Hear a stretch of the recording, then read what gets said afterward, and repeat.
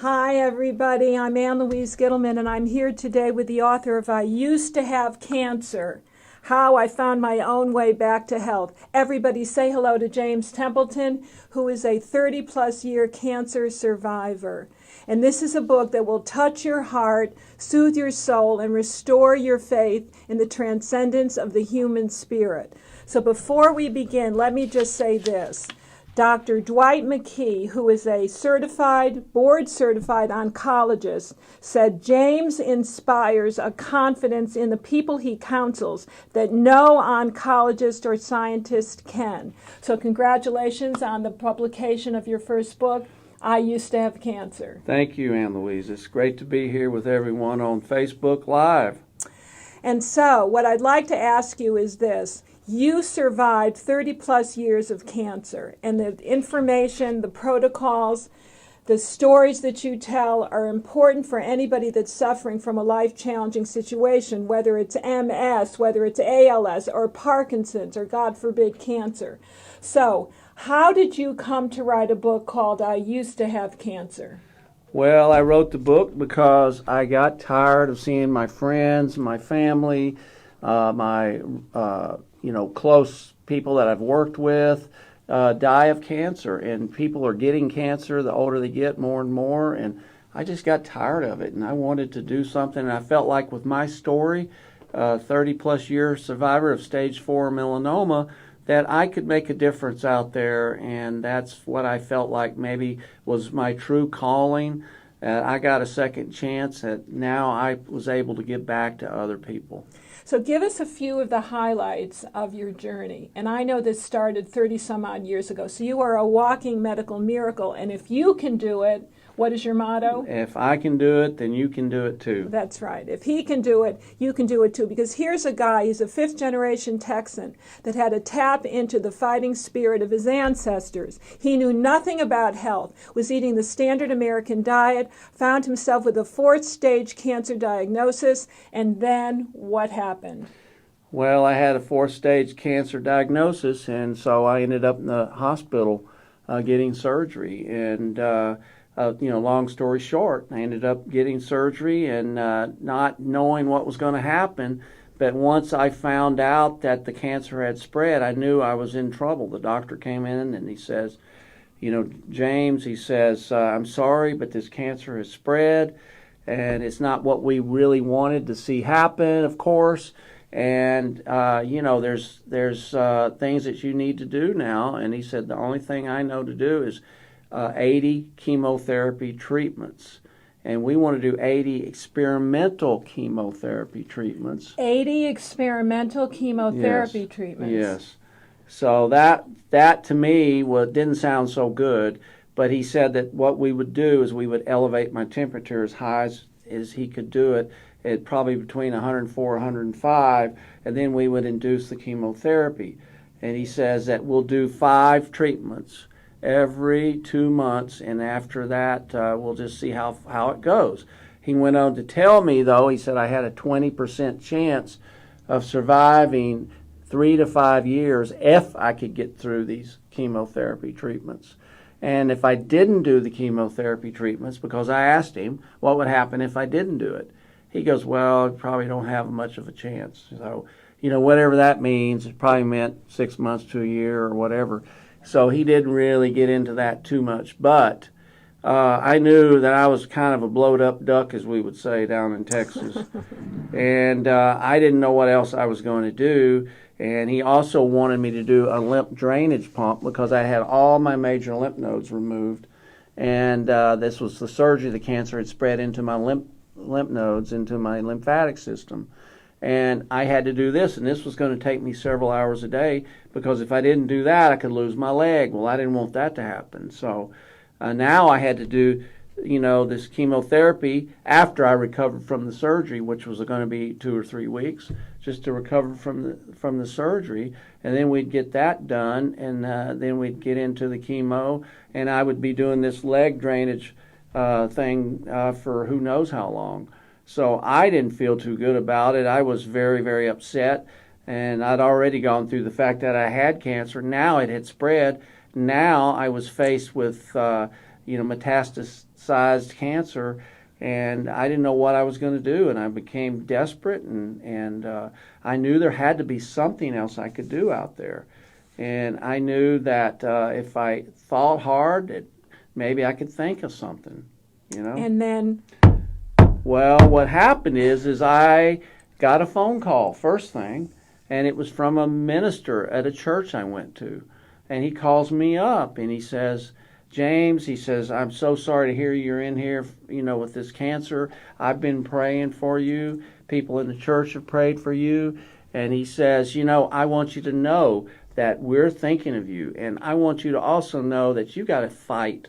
He says, I don't want you to even think about anything else other than fight. You got to beat this SOB-ing cancer. Wow. That's exactly what he said. That's what. And he said the other words, but I'm going to go a little lighter on it because I don't want to offend anybody. But he said, you have to beat this cancer, and you got to give it hell, and give me the rah-rah talk and all that. And it made me think, because this guy had been a professional baseball player, and he was a tough guy and a nice guy, but a runner like I had been. And he got my attention. He kind of lit a little spark underneath me. Shocked me. This guy comes in and tells me this, and he, over the phone. So I knew that I had to do something, and so I started to pray. And I wasn't a real religious guy. I went to church, but, I don't know if you could consider me a real religious guy that went around praying all the time. But I tell you what, I prayed a prayer that like I'd never prayed before, like every cell in my body was praying. And it wasn't one of these fancy prayers like, people say in church. It was a prayer from every deep depth of your soul, depth of my soul in my body.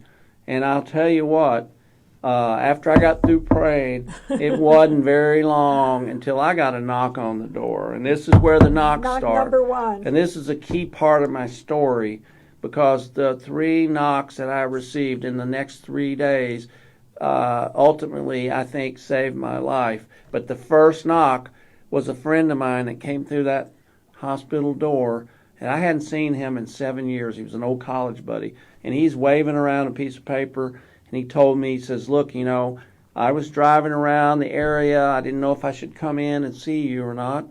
He said, a friend of mine gave me this article to bring to you. It's a book review article. And he said, after I heard you were in here, I thought it might be useful to you. And he brought it. It was about a guy that cured himself of cancer using a diet and lifestyle. Well, I'd never heard of things like that. Where I come from, when you get sick, you go to the doctor.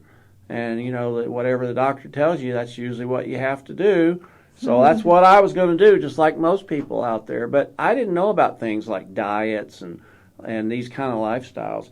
But I got excited because I knew after praying that this was what I was supposed to do. I mean, something inside of me said, this is your ticket to healing. I just knew this was from the higher power, whatever you want to call it. And it was a book, and it was about a guy that had cured himself using a macrobiotic diet from prostate cancer. And he was a young guy, and I could relate to this guy because he was a guy that I saw on TV all the time. And his name was Dirk Benedict. And Dirk Benedict was a guy that anybody that's probably close to my age or even a little younger, and maybe they've seen the reruns and all that. A-Team. He was on a show called The A-Team. Right. And Battlestar Galactica was a movie back in those days, and he was in that. And anyway, this guy had gotten prostate cancer, and he found a way to beat his prostate cancer, and it was called macrobiotic diet. It's a macrobiotic diet and lifestyle. But I want to interrupt you here. This is another sign. Yeah. What was his name? Okay, well, one of the things, and I'm glad I have time to tell this because it's a really interesting story. Well, I didn't know all this because all I knew was his name was Face on the show. They called him Face all the time. And this guy, his name was Templeton Peck. That was his official name on the show. Well, my last name's Templeton. So, boy, what a coincidence. Sign. That is a sign if there ever was a sign. So I got excited. I said, if this guy can do it, then why can't I? He was this guy from Montana, and I was from Texas, he grew up on a ranch. Well, I had a few cows myself, and I figured, well, heck, what's the difference? I relate to this guy. Related to him. So, being from living in Huntsville, Texas, a little town out in north of Houston, I thought, well, I relate to this guy. Once you get out of Houston, it's just like Montana. There's nothing but cowboys and ranches and farms and all that stuff. So I was right on board with this guy from the beginning, and I felt like if he could do it, then I could do it. And I had my friend go get the book, and he got this book and brought it to me, and I couldn't put it down. I didn't feel good. I was a wreck. I was on morphine and everything else. But I read that book, and I just couldn't put it down. I was so excited. And then the next day, later in the morning, I got another knock on the door. Second knock. Knock on the door, 2 knocks on the door, and it was my stepmother. And I called her Mama, and Mama brought me this book, and it was a book that was written by Linus Pauling. And Linus Pauling was a research doctor, and he had written a book by the name of Vitamin C and Cancer.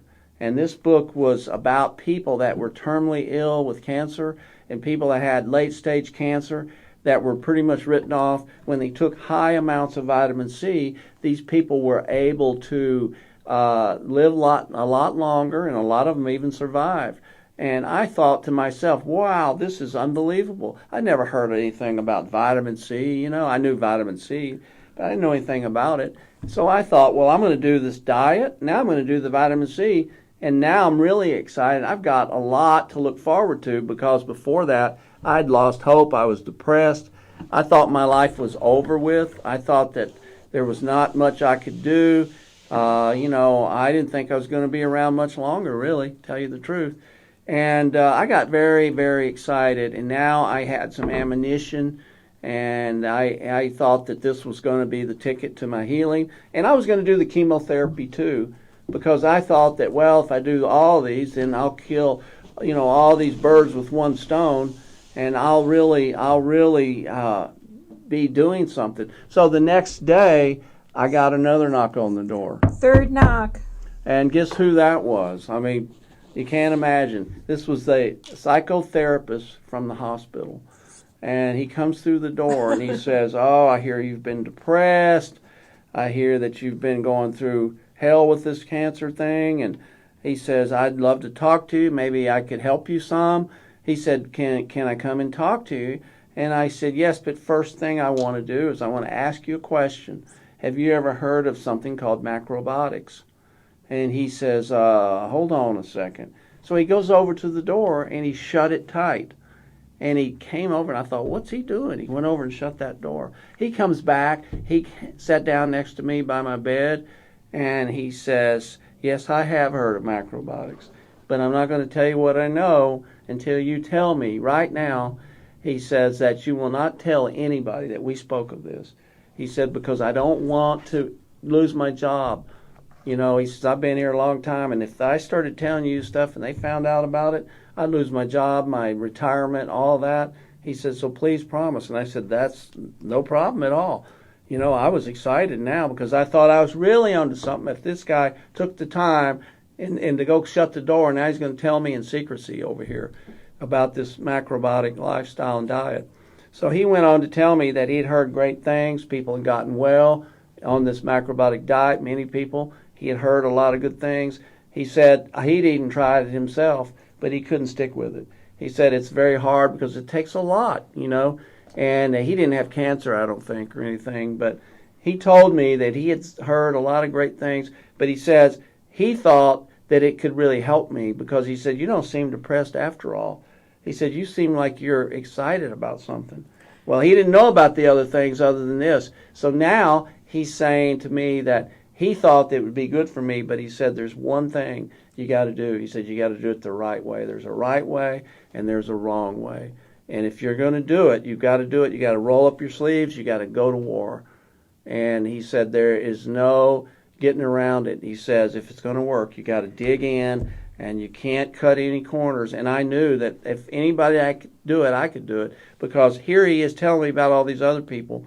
Well, I'm going to be one of those people. So I was very excited. So the 3 knocks on the door turned my life around. I probably wouldn't be here talking about it today. So as you can see, James Templeton is a wonderful storyteller, and his whole story is going to be detailed, outlined, step by step for anybody that you know that has any kind of degenerative disease, whether it's cancer, whether it's an autoimmune illness, whether it's MS, Parkinson's, chronic fatigue, fibromyalgia, a mystery disease, or an orphan disease. Now you can get this book, I Used to Have Cancer. It is published today.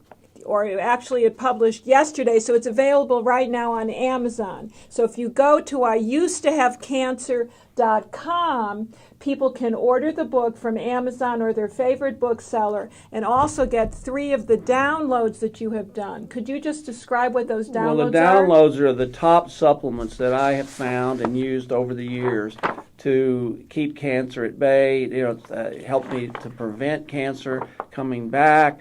It also would help somebody, I believe, that was going through cancer. And then the next thing is the top 10 recipes that I use and think are very healthy that would help someone going through this kind of battle and also help with prevention. And the next thing is the schedule of the things that I do on a regular basis. Every day. Everything I do, the way I think, the way I live, the way I think is important for anybody that wants to prevent or is going through cancer.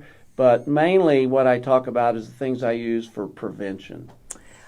So iusedtohavecancer.com, get a book today, and I'd like you to share this if this Facebook Live is touching you in a way that is touching your heart, that is soothing your soul, and redeeming your belief in the transcendence of the human spirit, then won't you just share this Facebook Live with all of your friends, your associates, your integrative doctor, your conventional doctor, so that we can get the word out. Now, there are people that are leaving messages. Can I read wonderful. some of them? But I wanted to tell everyone that this book is about my memoirs, and it's about everything that I did back then, because I didn't know a lot back then.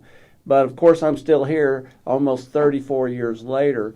And I tell you what, it's all about the things I did and all that I discovered along my journey. It was quite a journey, quite a story, and all the things that I would do if I had to do it over, because you learn, of course, over all this time, things that you would do if you had to do it over. And there's some things that are different, but it's very similar, and I think it's going to help you. And we all know somebody Let's go to the that's gone through cancer. So anyway, I think it's going to be a very important tool for people. Okay. This is Eileen. Let me just see here. My nephew has neuroendocrine cancer, and it's in his pancreas. I learned about you by watching Know the Cause show. Thank you, Doug Kaufman, who's one of our dear favorite friends. How would you suggest that my nephew treats his cancer? Do you think this has a fungal component? Thanks. Well, again, thank you. I can't tell anybody how to treat cancer, because I don't want anybody to think that I'm trying to play doctor or anything. I'm not. But what I would do if I was him, the first thing, you have to understand what cancer really is. Cancer is all very similar. And what it is, it's an immune system issue. Your immune system is not able to take care of the cancer in the first place. That's why he has this cancer. And there's key factors. If it's in the pancreas, that's a big deal, because you've got to understand that pancreatic cancer, anything dealing with pancreas, or any kind of cancer, has a lot to do with lack of enzymes.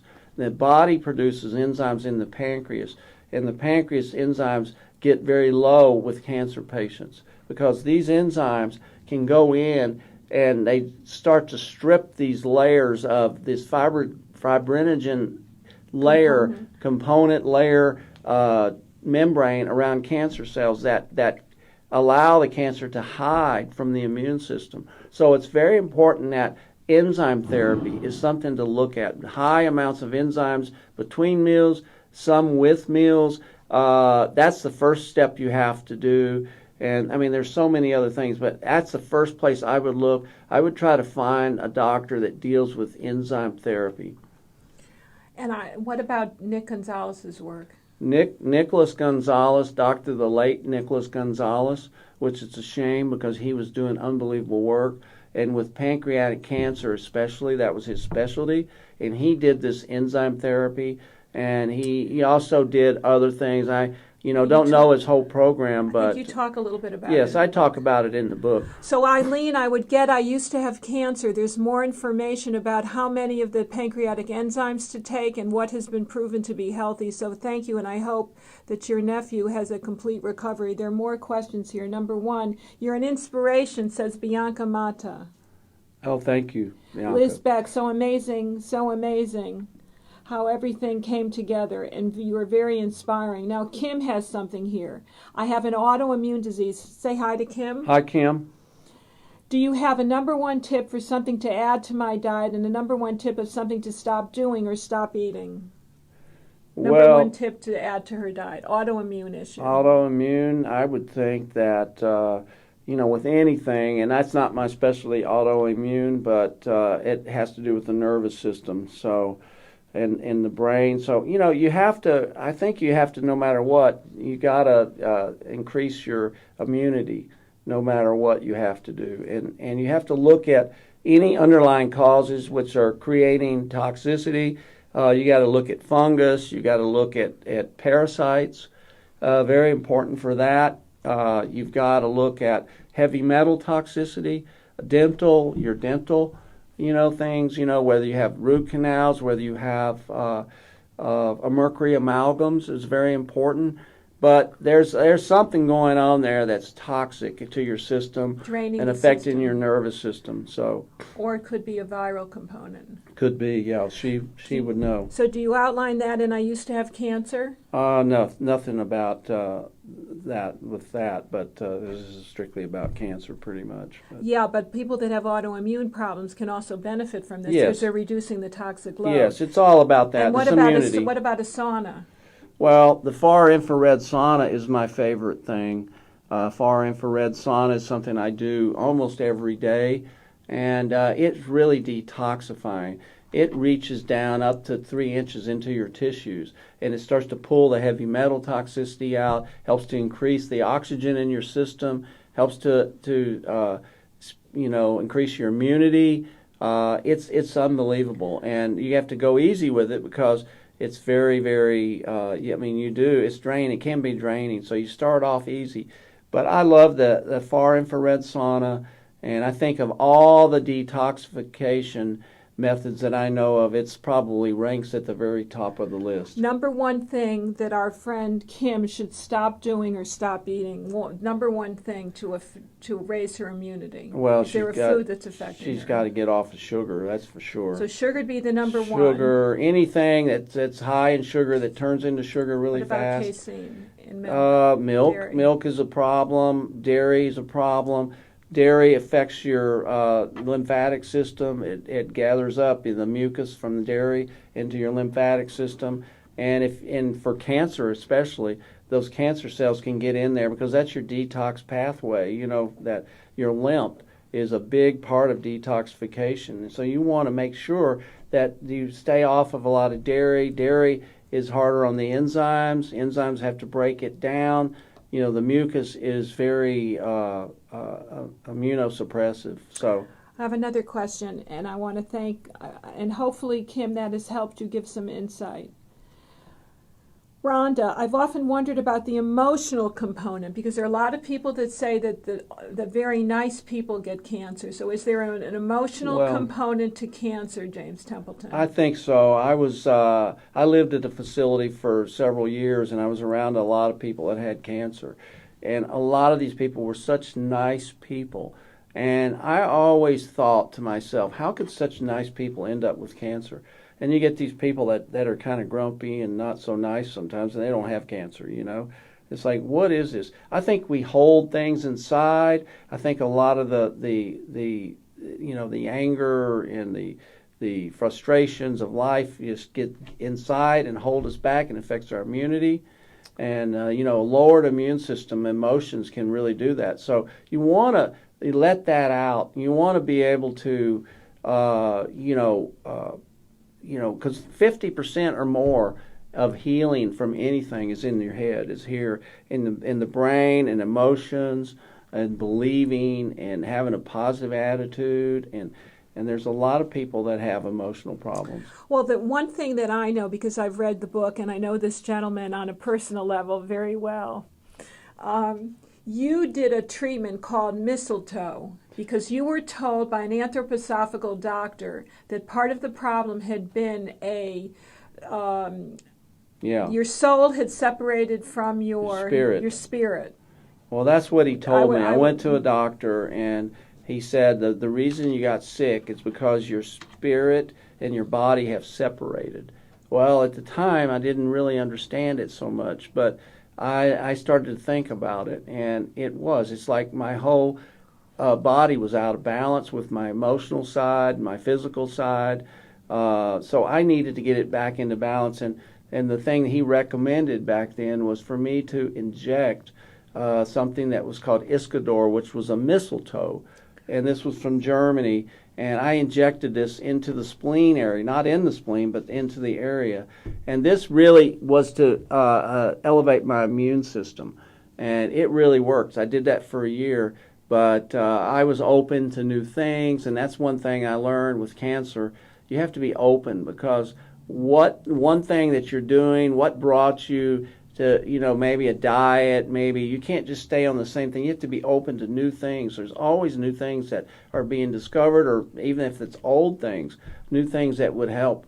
But it's all about the immune system. Everything is about the immune system. So Liz asks, what do you suggest would be the single most important change to make to improve the immune system, other than reducing the toxic load from parasites, heavy metals, root canals, virus, bacteria? Well, the most important thing, and this is 80% of your immune system, is in the gut.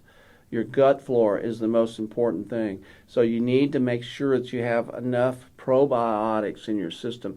You want to make sure that you eat fermented foods. Like I like miso soup. That's non-pasteurized because of the good bacteria. I like to eat sauerkraut on a regular basis. There's other foods out there, but pickles, natural pickles are very good. But I also take a supplement that is very high in the probiotics, and that's very, very helpful. So your best friend is having a healthy gut, having a good, strong base of good bacteria. Give us some more probiotic foods. Well, probiotic foods would be tempeh is really good. Non-GMO. Non-GMO tempeh. Let's see. Just like whole grains, which everybody's down on all the grains nowadays, but whole grains and fiber are prebiotics. So it's important to get enough fiber in your diet. And the right kind of carbohydrates. Yes. So it's a prebiotic. Prebiotics are so important because that basically supports the production of good bacteria in your system. And what about sauerkraut? Well, I just said that. Sauerkraut is really good. I love sauerkraut. And I eat sauerkraut all the time. We'll repeat it, yeah. Sauerkraut you can buy. I like the one that's on the market. It's called Bubby's. You want to make sure, because just sauerkraut you get is not all the same. A lot of this is not the same. You have to always look for non-pasteurization, non-pasteurized. And even if some people like vinegar, like apple cider vinegar, but it's only good if it's non-pasteurized. Okay. What kind of infrared sauna do you have? Asked Zanny. The infrared sauna that I have, I'm trying to think of the name of it. I might have it written down here. It's from Momentum. Yeah. Relax sauna. Is it Relax? Is that what it is? The sauna Relax and Airwall. Airwall is the wooden one. Relax the sauna is the brand. And it's just a portable one. I have one of the Airwall, which is the one you get inside, you sit in. It's cedar, and it's nice too. But sometimes you don't want to get your hair all wet and everything and sweaty. So I get in there and it works, and I can watch TV. It's hard to do much else when you're in there. So that's Relax sauna. We do it about 10 to 15 minutes a day, but it's Relax sauna from Momentum, and it's been on the market for about 10 years. It's sold by a wonderful company. And I do the sauna for about 30 minutes is what I do. Now, some people might only do it for 15. You got to work up, but I'll do it for 30 minutes, and I mean by that, you're sweating like crazy. And I tell you, you do feel better. It's a little drained when you get out, so be very careful You got to hydrate yourself. And take a mineral supplement. Yes. Okay, we've got a question from Julie. And this is a really good question, Julie, because I've written about the liver for something like 30, 40 years now. So much talk about gut health, which is so important. What about the liver? Can you talk about that? What does the liver have to do with health? Well, the liver is probably the most important detox organ, in the body. So you've got to nurse the liver. The liver's got to deal with everything. So you need to take, I like to nurse it. I like dandelion root. Some people like milk thistle. There's the liver loving formula that we have that works really well. You have to nourish the liver. Lemon helps. Lemon and water helps. It's very important, because the liver, if the liver can't do its job, it can't detoxify as effectively. So the liver is your best friend. And I want to suggest that you have a product called BioBuilder. BioBuilder is wonderful. And a lot of people don't have their gallbladder. And the people that do, a lot of these diets out there are so high in fat. Like the ketogenic diet. They're like so the high in diet. fat. I mean, they can't break this fat down. So and unfortunately, it clogs up the liver, it clogs up your arteries, everything else. I mean, and the thing about it is that when you don't you detoxify, you have to detoxify, but the bile helps to detoxify the system. There are two forms of detoxification for the liver. There's the phase 1, phase 2, and the bile. So if you're not making quality bile, or it's not thinned out, or it's not decongested, then you're not detoxifying. So the gallbladder is one of your best friends when it comes to liver health. We have some other questions. Awesome. Thank you. All right. Sherry Denise, as we know, clean eating, clean environment, surroundings, and getting toxic people out of our lives gets through the everyday world. Yes, we do. We'd have to be open to new things. Yes, you need to really surround yourself with like-minded people, because when you're with someone that's negative, that doesn't believe what you believe, it doesn't believe in eating healthy, doesn't believe in a healthy lifestyle, thinks we're all nuts because we're trying to have a better quality of life and we want to live and be happy and healthy, then I mean, it's hard to be around. I mean, I've known people, even, that were around people that when I was going through my cancer thing many years ago, that were married to people that were very, very negative and they were very conventionally minded, which is okay, but it doesn't go good when someone's trying to be completely alternative and they've got someone that's the opposite. So these people sometimes had to get away for a while, had to go away for a year or two, and take care of themselves and be a little bit selfish, but they survive. They survive, and that's what you have to do, because again, 50% is believing what you're doing, and negativity affects positive belief. And that ultimately keeps that immune system suppressed. So I'm going to do a rapid-fire question and answer that I'm coming up with now. Okay. So number one, is there a perfect diet for cancer? There's a lot of stuff on the internet these days, which I don't personally agree with. And everybody's talking about an alkaline diet. Is an alkaline diet perfect for everybody with cancer? Not everyone, and there's no perfect diet for cancer. There's only non-negotiable things that you have to know. And you have to eat a diet that's high in the cruciferous vegetables. You've got to eat a diet that's high in the ability to detoxify. You've got to eat a diet that's high in minerals and vitamins. And you have to, get a little lean protein. Sometimes it's very important to have protein, but, either whether it's from beans, and I'm talking about lentils, chickpeas, dookie beans, things like that, and sometimes other beans. But you don't want that, and you have to limit your fish, because fish is very high in mercury, and most fish. So you want to eat small amounts, and I believe in small amounts of in many cases lean animal protein is very important. But there's not one perfect diet out there, that I think. But I still use a lot of the macrobiotic principles. Okay, so here's the question that a lot of people are going to talk about, because macrobiotic talks about high grain. Would you like to describe how the macrobiotic diet actually cleaned you out and served as elimination Well, it's diet? like a broom almost. There's so much grain, 50% grains, 25% and vegetables. it worked for you. But it did, and it worked. But there's a lot of this anti-grain sentiments out there now. And the thing about it is that the grains that we find here with what we do is they're high in cadmium, arsenic, and sometimes lead and other heavy metals. So you have to be very careful. A lot of the grains are grown over in China now, and it's very polluted there. And we're very careful on the grains that we use. And we find grains that are very high. And we get a lot of our grains from places like Belgium and other areas that have better environments.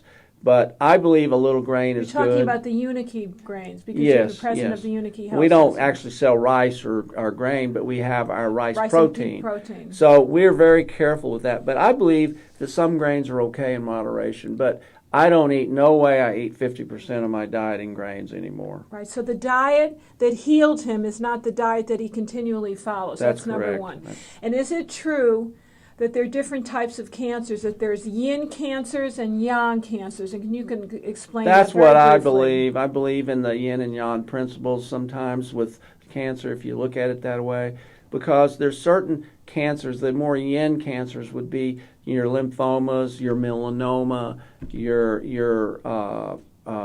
cancers that are, like leukemia is more of a yin cancer. And then I also believe that there's ones like the hard cancers, like that in the organs, like the prostate, the breast cancer, the liver cancer, and so on, the lung cancer. So I believe that people that have the more yang cancers have to eat a more of a yin diet. They have to eat more vegetarian type diet, and people that with the yin cancers have to eat a little more animal protein. There's been studies that have shown that people that had melanoma for long term did better when they did eat meat. Well, I've always thrived on meat, but the macrobiotic diet, I didn't have any meat for several years. But I find that that's interesting. The studies that I have seen, and I think it's something to look at. Okay, so we have a comment from Kathy. Kathy, thank you very much. I want to thank everybody for making comments, giving us your inspiration, your love, and sharing the love and sharing the Facebook page with your friends, your associates, and all of your clients. Can you speak about fatigue? This gal has also followed our good friend Doug Kaufman for years. She's doing exercise, bioidentical hormones, but she's overcome with fatigue. Maybe talk about pH and what you talk about in the book. Well, one of the things is you could be having several issues. One is the pH. Now, if you're too alkaline on a cell level, and see, everything we eat or drink affects us on a cell level, the electromagnetic energy of our cells. But in the book, I talk about using pH strips because people with cancer tend to be more acidic, and they tend to be tired and acidic, and we want to get the body a little bit more on the alkaline side to more up towards a 7.4 would be ideal, but 7.2 to 7.4 or so on the pH scale. But you can use that's through saliva mostly. But one of the things you might look at is the pH. You might look at if you're having a hard time sleeping at night. Sometimes you're too acidic. Too acidic. And if you're tired all the time, you could be too alkaline or too acidic, so you're bouncing back like a seesaw. But the other thing is you want to make sure your adrenal glands are up to par. If the adrenal glands are you're not overly stressed, that you're not exposed to a lot of things that stress the body. Adrenal glands are very important. Sometimes people overlook that. The other thing you want to make sure is if you have digestive issues is that you don't have intestinal parasite issues or parasites somewhere systemic in the body. And so that's very important, and people don't talk about that. The other thing that could be causing a lot of this problem is fungal and yeast, and you need to look at that. Heavy metals can too, and that could be from the teeth, that could be from your diet, from your exposure, from many different things. Yes, from environment.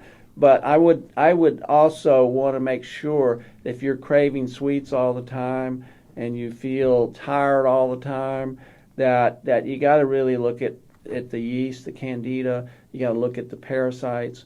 You got to look at that. I mean, you got to rule that out. That's one of the most immunosuppressive things that we can have in our body. Excellent. So I'm going to ask you one more question. It's about earthing. Now, somebody just mentioned about earthing. Why is earthing important? Did you use the concepts of earthing when you were getting well? I didn't use it the way that I do now. The way I used it when I was getting well is I used to walk barefooted a lot. When I was living in Massachusetts, I would walk barefooted in the snow. I would walk around the buildings in the snow. It'd be freezing, but they would always recommend, if you had the energy or if you were up to it, to take your shoes off and walk in the snow because it stimulates that cold. Snow would stimulate. But I didn't know. I don't know if I was really getting earthed or grounded back then. But one thing that I did do that I didn't see anybody else doing, but so I did things other people didn't do.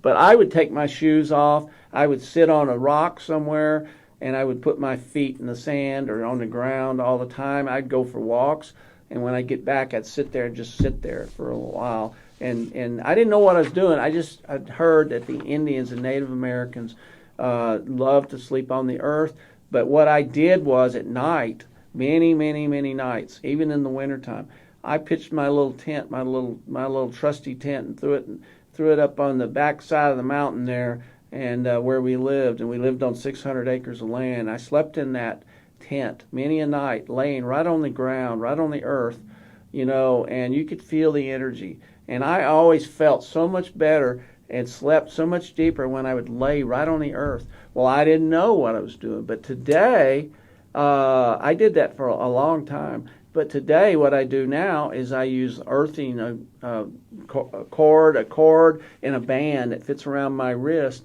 and I like that because it really connects me to the earth. And I have a ground rod that goes down into the earth, and I hook that cord to me, and I sleep. And I mean, you sleep so deep, and you really dream throughout the night, and it does help relieve the inflammation. We all have inflammation, but I have found nothing more relaxing than hooking yourself to the earth. With all those, the earth is teeming with all these electrons, and it neutralizes all the free electrons. They're ready for the taking. That's right. Just go, if you can't go barefoot, get grounded, get in touch with Mother Nature, get in touch with Mother Earth. So, in essence, then, I used to have cancer, and this book has been praised by Mark Hyman, a lot of the notables in our industry, Doug Kaufman, Dr. Lee Cowden, and medical medium Anthony William, who's so very fond of you, who never gives any endorsements, has given you a glowing endorsement, which can be found on Amazon. And by you. And by me. By the First Lady here, the First Lady of Nutrition. Who knew? So this is what I'd like you to do. I want you right now to go to IusedToHaveCancer.com. You can download all 3 wonderful downloads that James has prepared about his favorite recipes, with some yum recipes in there, by the way. Pepita plum dressing is one of my favorites. The top 5 supplements, including lysine, another one, who knew, and proline, lysine. And EGCG, which is and vitamin C. And vitamin C, we talked about. You'll get all the information that you need. So if you know anybody that has an autoimmune illness, a problem with that they haven't resolved, whether it's an orphan disease, a mystery disease, go to IusedToHaveCancer.com. Get one of these books for yourself. Buy a couple of them for your integrative medical doctor, your conventional medical doctor, and even your kids. Anything else to say?